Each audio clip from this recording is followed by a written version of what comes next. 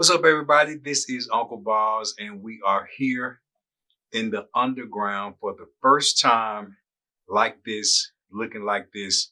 And we have my boy, my brother, Big Dog, James, is in the underground studio. And we're just going to have a conversation, brother. We're just going to sit here and talk because, we talk all the time. We talk about business. We talk about life, but we always put that business underground spin on it. And for people who don't know, business underground is about truth, reality, and just honestly, business underground is for the players. It's not for the spectators. It's not for the commentators. That's not what business underground is about. It's for the players. It's for the people in the game, or the people who are wanting to get into the game, or people who are waiting to get into the game. That's what business underground is all about. So let's go ahead and get into it. So I know people have probably seen the business underground featuring you a few months ago. You came into the studio. We had a conversation. But during that conversation, I was off camera. So this time I'm going to be on camera so we can have more of a conversation and people can get a feel for what we're talking about, can relate to more to what we're talking about, and we can do more of a question and answer. So first, I want you to tell everyone about your business, Big DawgsBessemer. Well, we started small, still are, but I do specialize right now on our daily menu. We sell burgers, Polish sausage, and twice a week or once a week we smoke wings, and also I do smoke ribs too. We're also getting into the oxtail field, just smoking different cuts of meat, but it's simple: burgers and Polish sausages. And, you get your cold drink, and also too we do have the seasoning, Big Dog seasoning. So that's pretty much it. Okay, so I like that you said the word simple. You said hamburgers, sausages, and you keep it simple. Why do you think it's important to keep it simple in what you do? When I started, I didn't understand that that's what I was doing. I just designed the menu because I knew I was going to be the only person that takes the orders. I'm going to be the only person that cooks the orders. Okay. So I just was like, what is something quick and simple? And also, too, I was thinking that everyday guy that's standing in the plant that's delivering mail, what's something quick that they can eat, a burger or a Polish sausage? I got you. So not only did you think about yourself, you thought about that customer. That customer wants to walk up, get something quick, something simple, something good. But at the same time, from the business end, from your point of view, you need something that you can make quick because it's just you, solo. Yeah, just me. It's just me. And I know why create a 10 menu item the very first day I start, and I'm standing alone, and I have to be my cashier, and I have to be my prep person. So it was simple. And as a matter of fact, the very first menu was even simpler than that. It was only Polish sausages. Okay, so you just started out just with sausages. That's it. Okay. The first menu, I'm on my fourth menu now. The first menu only had Kaneka sausage on it. I didn't even have the beef option. So it was just the sausage. That was it. That's a long way from what I see now on your social media and what I see in person, because I'm there all the time, eating and talking. That's a lot different than what I'm seeing, on your social media videos. Instead of just that a plain sausage, now you have two kinds of sausage, and you have the toppings, which is ground beef and the vegetables. So how did you get from doing just the Kaneka sausage to adding all the toppings on it? The customer was telling me that they don't eat pork. So to accommodate them, I was like, well, I can sell an all beef casing because y'all know they want all beef casing and they want an all beef sausage. So I just added the beef sausage to it, and I was like, okay. So, and that was it. This was like almost 4 months. Okay, 4 months into it. Yeah, just Polish sausage. Okay. And I said, okay, what do I cook the best? Because I did have the mindset. I sat down and said, I want to add something else. I got you. What's the next best thing I cook? And that was easy, smoked wings. So I added smoked wings. So it was going from just Polish sausages to now you can get you a Polish sausage and some smoked wings. So it was 2 items. And then, we hit, like you said, you look at the social media now, it doesn't look as simple. Right. But the base of it is very simple. Yeah, it's simple. And the way you're telling the story, it talks about what I talk about all the time. All of this stuff is a process that you have to learn along the way. So listen to what you just said. You said you started out with a Kaneka sausage, and that is it. That was it. The menu is still not huge, but look at the progression from that one sausage to what you're known for now. And I'm just sitting there thinking you're known across the country. I can't say this area, this city, this county, this state. I can't even say the Southeast anymore because I've seen people talking about you and commenting from all across the country. So in just 5 years you've been in business? 5 years. 5 years. How did you grow your following from Big Bessemer to the country?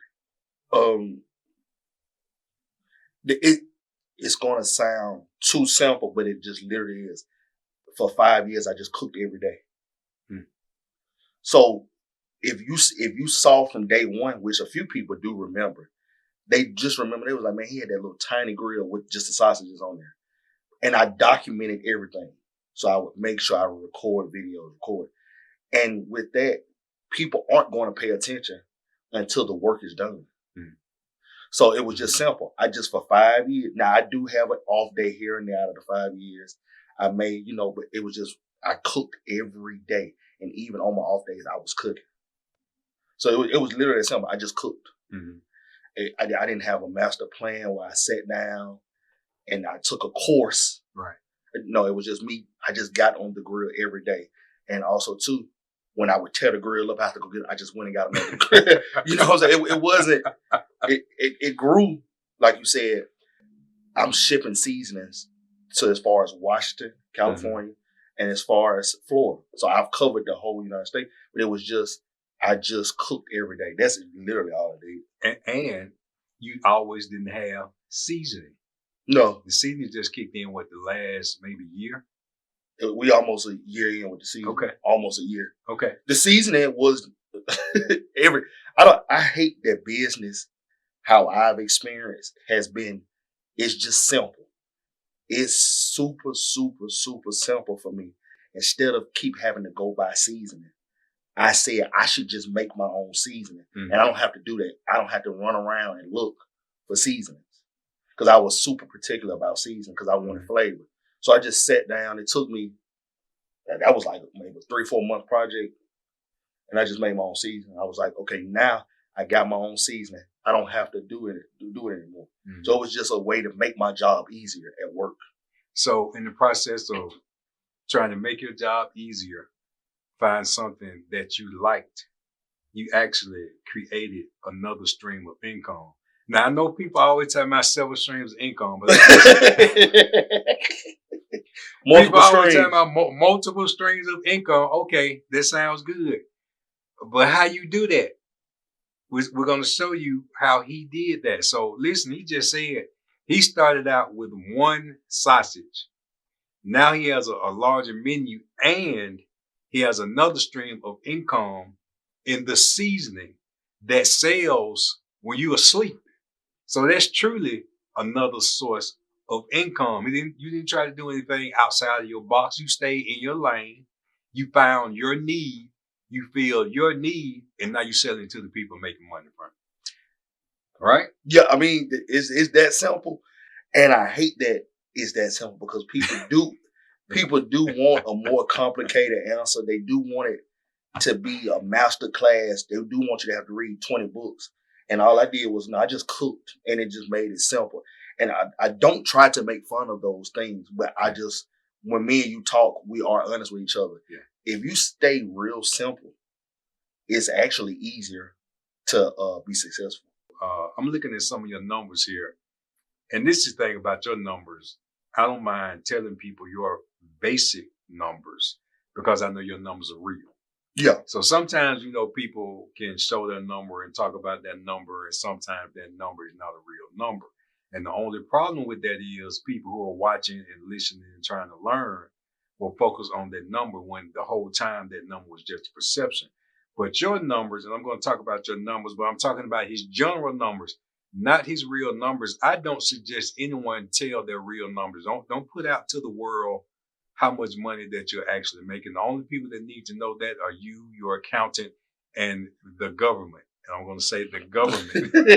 Yeah, they need to know first. Yeah, they need to know first. They need to know first, or they will find out. So you started in 2020, 2025, and I know these numbers because the last time you were here, we actually looked over some of these numbers, and I asked you a few questions just to see where you were. So let's talk about social media numbers. And you know how I feel about social media, but I'm just going to say this. You are the one person that kind of made me rethink and reformulate what I talk about social media. And it's because I could see it firsthand. I could see the true results. Yeah. So that's why at times I would see your numbers and I would ask you, okay, what did you do? What, not only what are those numbers, but what sales did you see after you saw those numbers? So I use your real life numbers to change what I teach about social media. So last time you here, we talked, you have over 3 million views a month on social media. And I'm going to say that again. 3 million views a month on social media. And that's really a low number, but we're going to say 3 million a month on social media. And that's a good number, but I'm old school. Those views on social media mean something different to me. The money the real life money that came behind those views is what I was interested in. And we always talk about you need to get those views, but what are you going to do with those views? What I like about you and the things that I see, you turn those views into people coming to you to buy the hamburger, buy the sausage, buy that seasoning. So this is the question. How did you go from just posting on social media, just getting views, to translating that to money in your pocket? You say, how did I translate it? How did you translate that? I only talked about my food. So when I'm on social media, I only want to showcase what I have, and that's my food. And with the direct correlation I saw, the more content or the more times I showcase the product, the viewership goes up. And that direct number correlates to the amount of people that pull up. Now, when you sit down and try to do, you say, because I know that is outdated because it's grown even more significantly. But if I'm averaging 3 million views a month, I used to sit down and go, okay, what did that correlate to seasoning? So we would use the seasoning. We've got the seasoning down packed, and I can't give this real number. If I post one seasoning video a day, roughly in a week, I'm going to sell about 4 to 5 seasonings. Right. So that we can directly correlate every time I promote Big Dog Seasoning and I show me cooking with the seasoning and I show a finished product with it just once a day. And I do that every day for 7 days. You're going to average about 4 to 5 orders of the season. Okay. So that is how I skew social media or use it as a tool in the business. And so, and that's an example of how listening to you, and you say I'm your mentor, but I actually learn a lot from you just because of the age difference and things we've been through and the way you're using social media. Yeah. So I use that information that you gave me months ago. I use that information to tweak and change how I present and share information about social media. So what you just said is the prime example. If you sell a product or a service, the way you move should be different. Now, if you're just going about those numbers on social media that are based on people looking and watching, there's one number that you can get paid for. But if you sell a service or a product, you need people to come and buy that service or that product. So, and now I'm going to bring up another source of income. Not only do you make money from people watching and looking at the video from social media, you also make money from people actually getting up, doing something, coming to buy the hamburger or sausage, or ordering that season. That's another stream of income.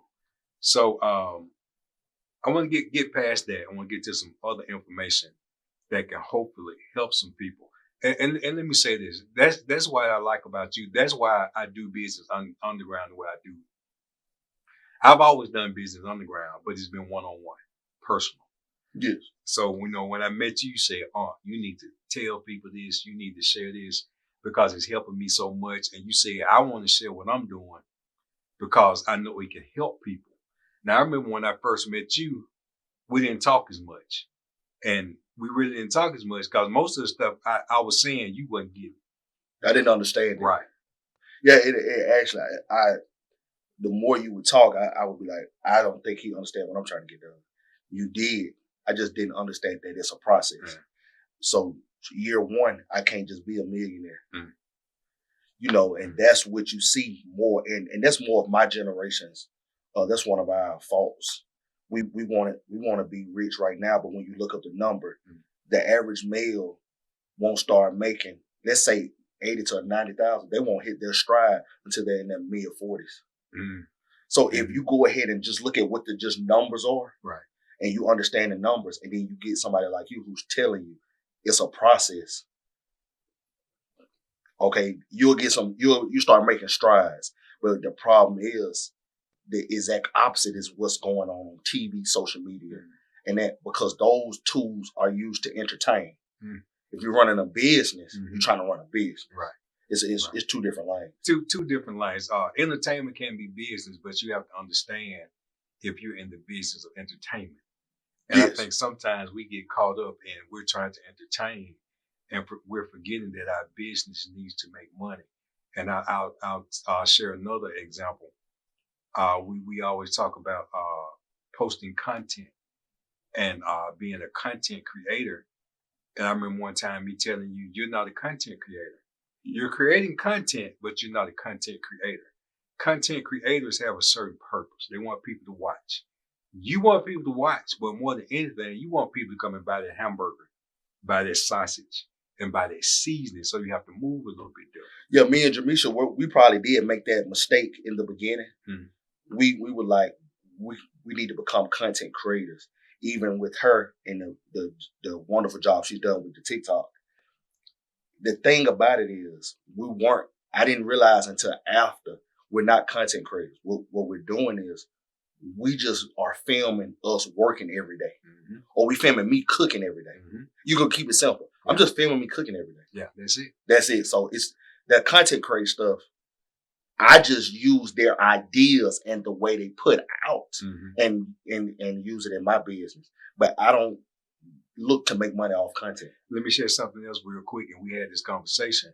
I think you were kind of focusing on being a content creator. I said, listen, if you're a content creator, you have to sit and you have to create content. And that takes time. You don't need to create content. The only thing you need to do is film what you're doing. Yes. Because you're actually doing something. You actually have a product. It's not made up. It's not made up. You have a product. You have a process. The only thing you have to do is set that camera up and show what you do. But see, you're set up like that. You're not a content creator. You have to sit down and write a script, decide what you're going to shoot. The only thing you have to do is wake up and do what you're going to do, and then film what you're going to do. And I know and I believe that's what has made you jump to the success you've had in the last year. And in the last year, and let me pull up this number because we talked about this the other day. Mm-hmm. So in the last year, and we're not going to tell a specific number, but in the last year, you tripled what you made in the previous year. Yeah, I did. You tripled it. Yeah, well, we did because I know I had help. Yes, we did. And then it's layers to it, but it's still simple. Mm-hmm. I put more content out, or I put more of my work on display. Uh-huh. I use the biggest platforms: YouTube, TikTok, Facebook, Instagram, Snapchat. So I just use what was on my phone for free just to show, look, life is real and you have to make money. You have to make a profit to be able to change your life for the better. Right. So all I did was just use those free tools that's free. I don't pay for ads. I just put more of it out. And the more outage I saw, the more requests or the more seasoned orders came in. It was just pretty much that simple. Right. So let's stay in the business underground mode. We're trying to share information.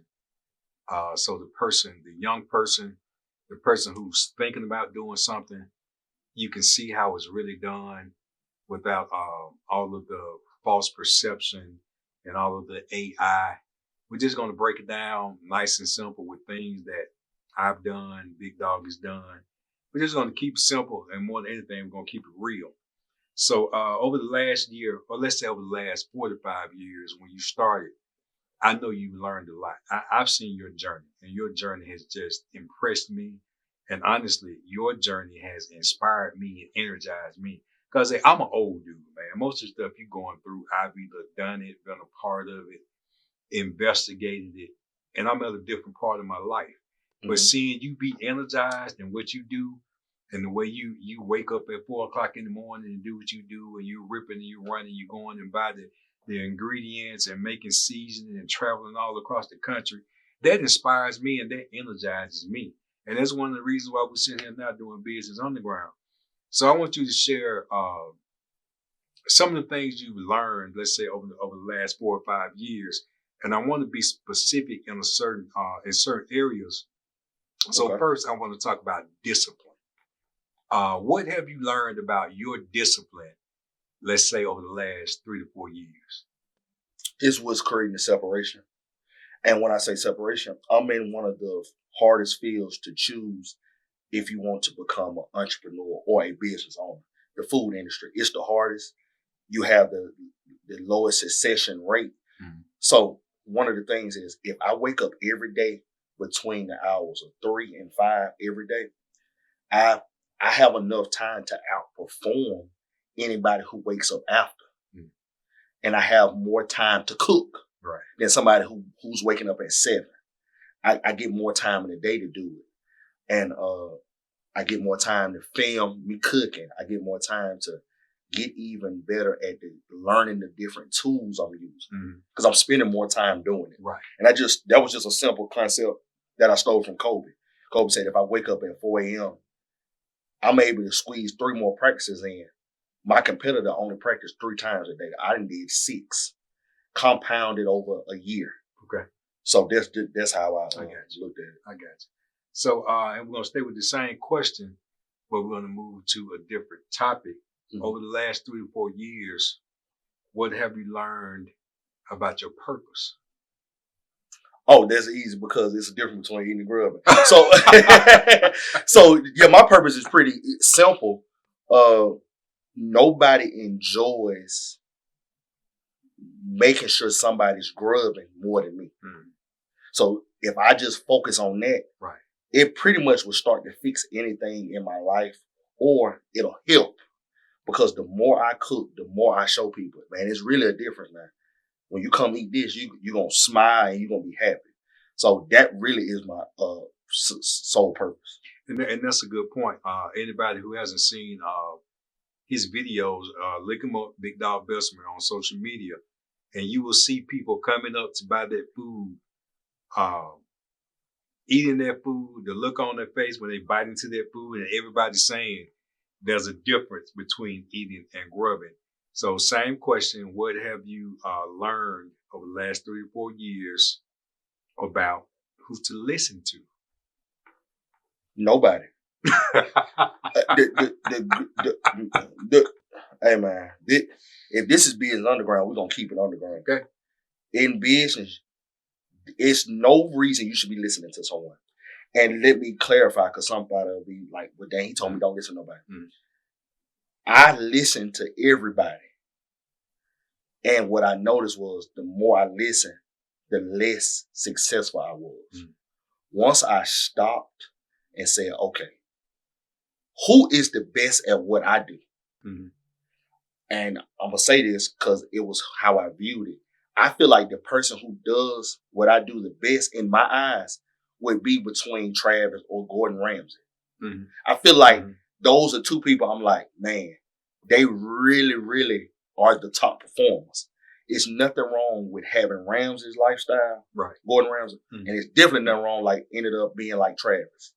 50 years. 50 years in business, you know, and he's more simple. A burger and a Polish sausage. Mm-hmm. You might come get you some fried bologna. Mm-hmm. But street food. It's street food. Mm-hmm. And that's when I used to say in the beginning, I was like, I wanted this to be real street food. So I'm like, okay, what are they doing? One thing I noticed with Travis, he go everywhere. Where can you go and somebody don't know about his food? Nowhere that I've been, at least in the state of Alabama, you can go anywhere. You can go to the bigger cities, to the smaller towns, and they have heard of Travis. So I said, okay, what is he doing? And I did all this without ever talking to him. Mm-hmm. So I said, okay, he's what he's doing. Now, the Gordon Ramsay is good. I was using him because of his cooking technique. I was stealing those things and involving it into what I'm doing. So don't listen to no one. It's no reason for you to listen to anybody. What you do is you sit down and go, what do I want to do? And where do I want to be? You find that goal or you find that person and then you study that. But study. Don't listen. It's no reason to be listening. Just study the moves. It's no conversation to be had. And you won't come across bad advice too if you're not listening. Right. Not listening, how can you receive bad advice? I'm not even listening to you. Man, if you go sit up at the class and you'll make a killing.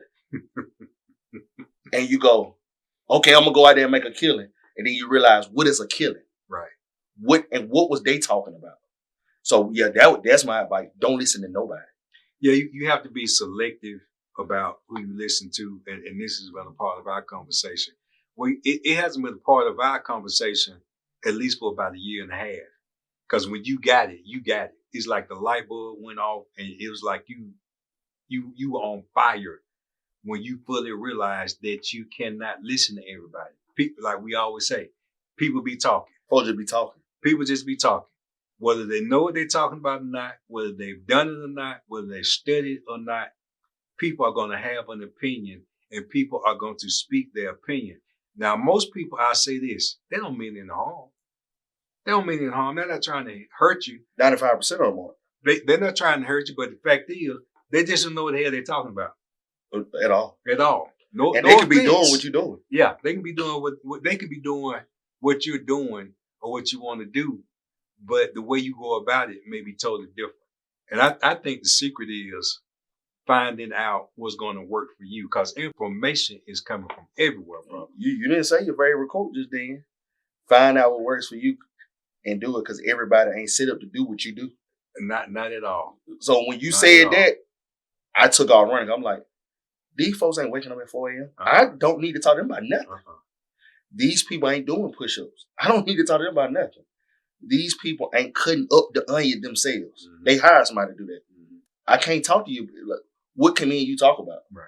Now, we can have a conversation and it be insightful, but that don't mean I need to do what you're talking about. That's it. And I think that's the point. We can have a conversation and we can listen to people. But the secret sauce, the key is finding what's going to work for you. And that's in business and in life. Let's think about the guys we grew up with who listened to the wrong person. Yeah. And ended up in a bad situation. It's the same in business. You have to decide who you're going to listen to. You have to know how to determine what's going to work for you. Not just where you want to be, but where you are. Because I could give you some advice that may be for you in the future, where you're not at that point now. So it's up to us to find out what it is that's going to help us. So same question. What are some important things you learned about your skills and equipment? I learned about that equipment. Some things you just can't skip the process in. If you're going to start, I start off with a Blackstone. I did the research before I even started business. I was like, what is the best grill? I didn't try to go get one of the ones out of Sam's that was on sale. Right. you know, and sometimes you got to do what you got to do. But the equipment thing, that ain't how they work in the food industry. You do have to have the best equipment. And that's key. Like, now I want you to tell them about the process now. You just said you have to have the best equipment. But when you first started, when I first met you, and you shared a picture last night where we met. We took a picture 4 years ago. I did share that. First anniversary. Yeah. And you put no hair and small grill. Yeah. Right. I didn't even have hair or nothing. What I did just address, I understand you gotta do what you gotta do, so everybody can't afford the best. So I just bought the grill that I could afford. It was under $200. I didn't have it. When I started business, I only had like $50. Right. So yeah, I took that money and just bought the little grill. And yeah, the greatest thing is though, me buying that little grill and me being able to efficiently cook on it for large crowds. So because it was one time I had to cook for over 200 people with that little grill. Adding the bigger grill, this is what I can say. That little grill made it to where I got to know how to cook.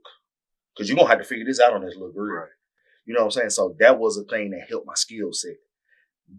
Using a piece of equipment that I know isn't sufficient, but I got to figure out how to make it work. Right. You know, and that's what it's all about, man. It's all about the process. But like you said before, some people don't feel like they're supposed to go through the process. They try to skip steps, not realizing that learning to cook on that small grill got you ready for the bigger grill. It means you use that bigger grill more efficiently. Way more efficiently than because you started on that small grill. So what would you tell a person just starting or has the idea to start? What's the best piece of advice you would give that person? I wouldn't tell them anything about like somebody starting a business. Mm-hmm.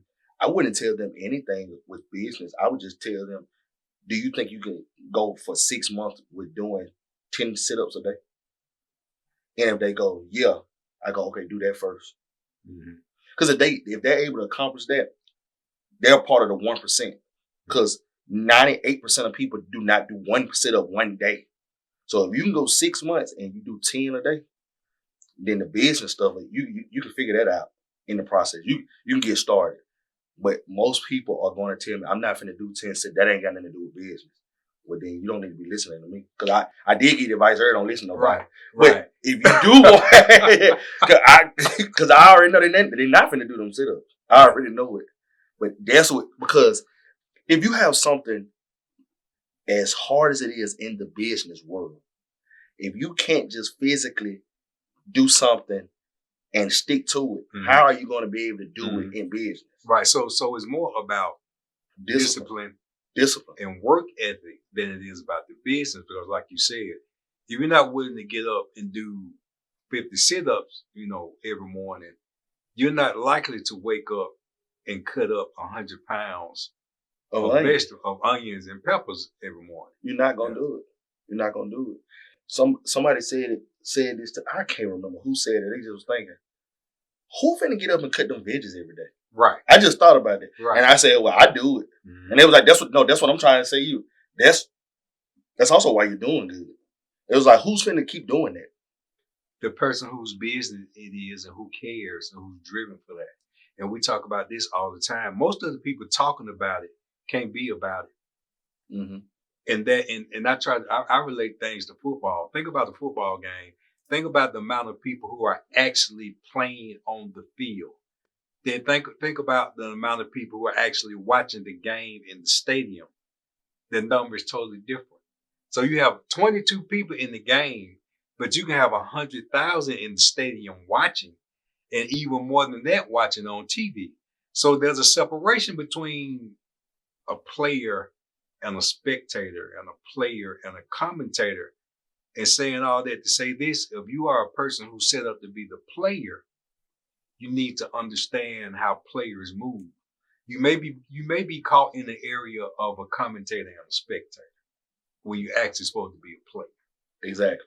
That's the best example. And when you realize you want to get in the game and you want to play, you need to see who the top is, who the best player.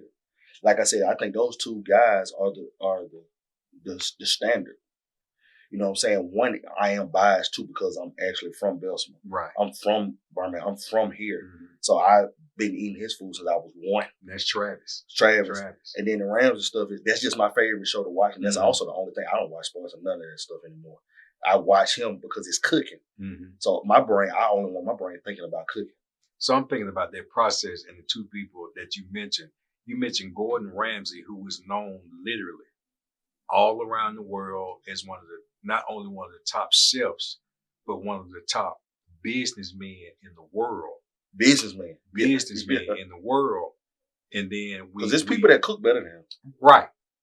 But are they doing it as a business? And that's a good point too. We got to come back to that. Okay. But let's go back to Gordon Ramsay, known all over the world, top chef, top businessman in the world. And then we compare and contrast him with Travis, right here from Birmingham, that most people have known since they've been alive. who is still in business after over 50 years, you have to look at a person who's been in business for over 50 years, whether it's a continuous 50 or not, that's still a long time. Most businesses go out in 2 years, some less than that. So you're looking 6 at months. 6 months, They be finished. year, 2 years, most especially food gone. So how do you stay in business 50 years? That's the person you want to talk to. That's the person who should be doing the master class, right? Yeah, I teach you that. Yeah, Yeah. with him, and it had this just quick story with Travis, real quick. I think I told you this story. I was in Restaurant Depot, and I've been speaking to him for the last 5 years. Mhm. But the difference of this interaction was he saw me. He walked he beeline straight to me. He said, "Man, I've been seeing your videos." He said, and I was like, "What's Travis on social media?" So somebody probably showed him, like, and he was like, "Man, I know I inspired." I said, "First off, you just don't even, you ain't got to tell me, you know. Duh. Of course you inspire me. Mhm. And all I do is just study you." Right. Because it's like, I don't need to be talking to nobody else. The walk is, it's the equivalent I look at as when people were walking around when Jesus was on earth. The standard is right here of what you want to get accomplished. Mhm. So just follow the moves. That's it. So I guess we'll wrap it up. We've covered some good things. I think we stayed on topic. We got down to it. Man, thank you for coming into the underground. Thank you for supporting, what I do, man. Most of anything, thank you for listening to me. You kind of give me purpose. You can have a lot to say, but who's gonna listen? Who's Yeah. gonna pay attention? Who's gonna implement?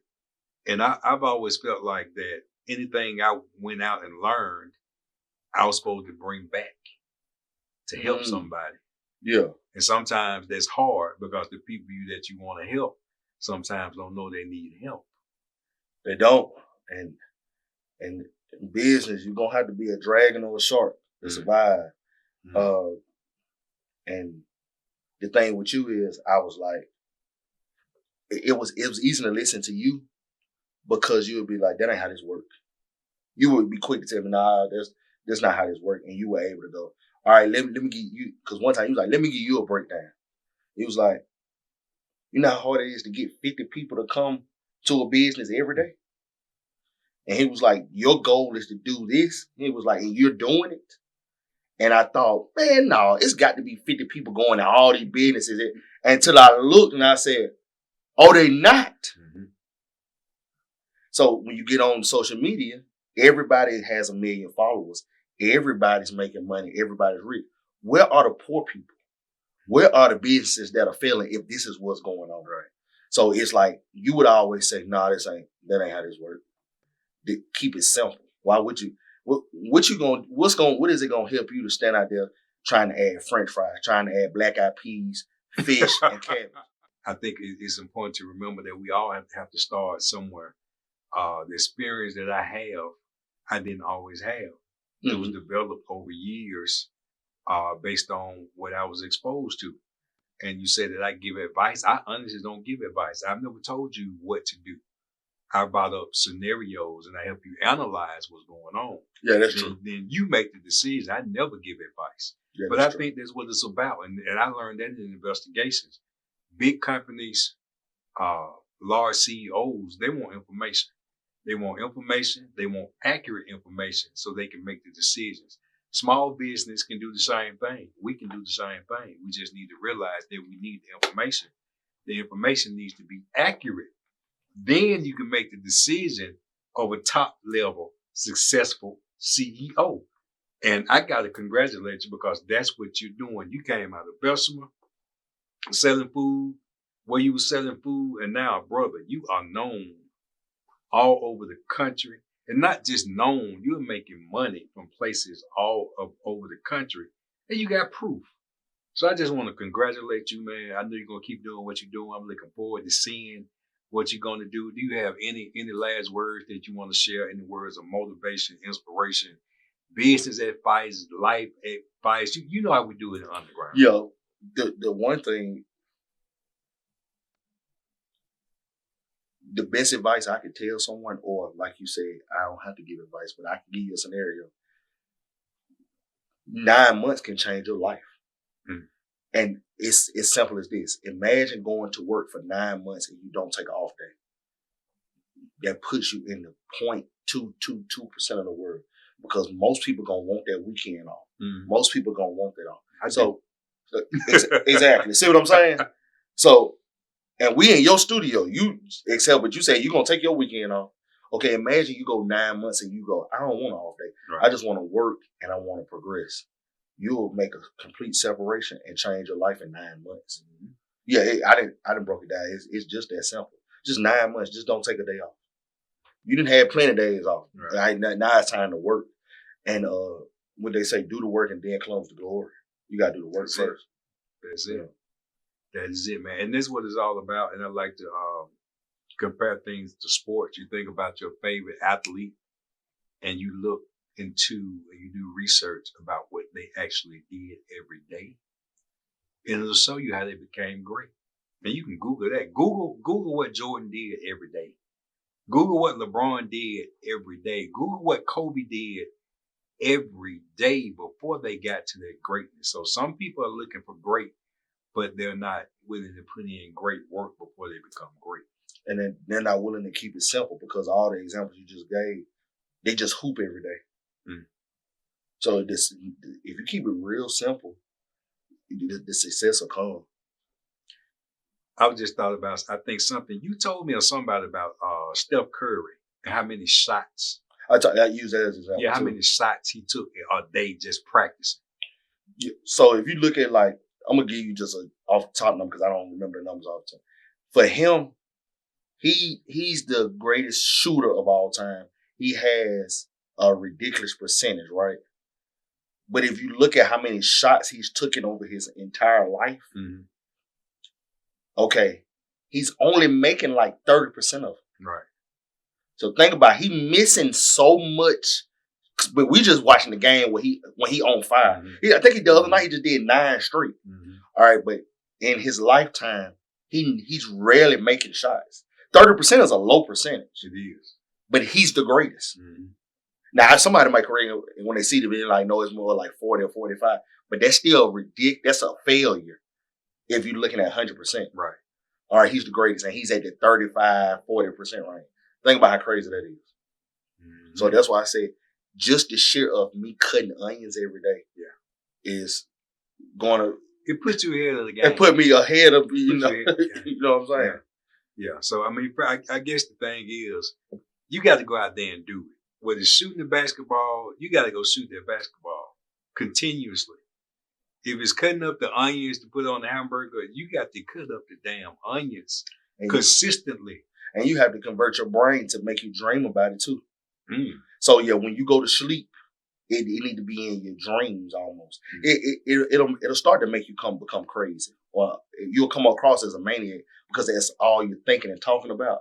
But it's just because I just only have to hit that 35 to 40 percentile to be the greatest. I don't have to be 100% clicking all the time. That's it. You know. It.